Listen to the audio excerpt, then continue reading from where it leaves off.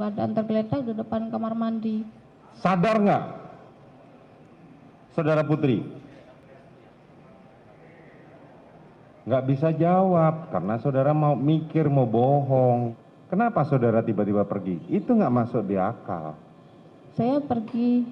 Iya kan ke saudara bawah. pergi meninggalkan toh? Siap. Ketika saudara Riki dan Kuat datang, Siap. apa alasan saudara meninggalkan? Ya pengen beres-beres aja di bawah. Bukan, karena saudara banyak bohongnya.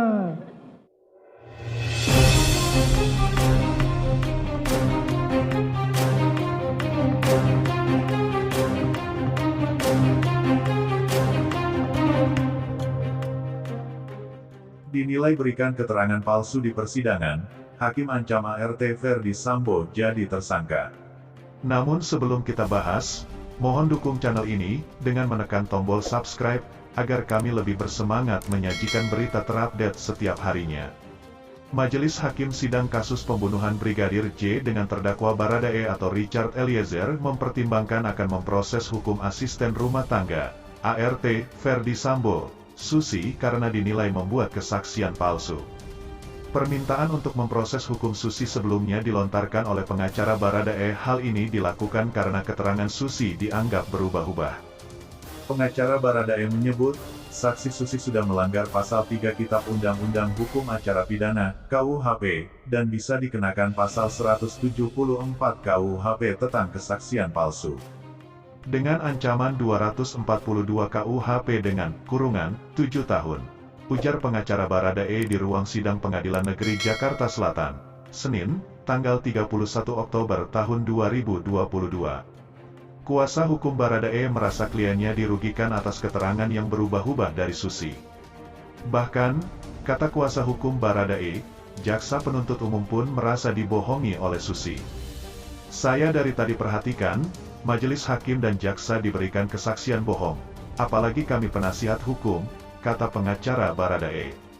Teguran kesaksian bohong bukan kali pertama diterima Susi. Majelis hakim pun sudah berkali-kali mengingatkan agar Susi bisa berkata jujur dalam persidangan. Majelis hakim bahkan mengancam langsung Susi untuk diproses hukum jika keterangannya terus-menerus berubah. Susi ditegur saat memberikan kesaksian apakah bisa memastikan Ferdi Sambo tinggal di rumahnya di Saguling atau tidak. Begitu juga saat ditanya apakah istri Ferdi Sambo, Putri Chandrawati digendong oleh Brigadir J pada tanggal 4 Juli tahun 2022 ketika peristiwa di Magelang. Namun demikian, keterangan Susi berubah-ubah sehingga majelis hakim beberapa kali mengancam proses hukum jika yang diberikan adalah kesaksian palsu. Dalam persidangan ini, Barada Eliezer didakwa melakukan pembunuhan berencana terhadap Brigadir J bersama dengan Ferdi Sambo, Putri Chandrawati, Riki Rizal, dan Kuat Ma'ruf.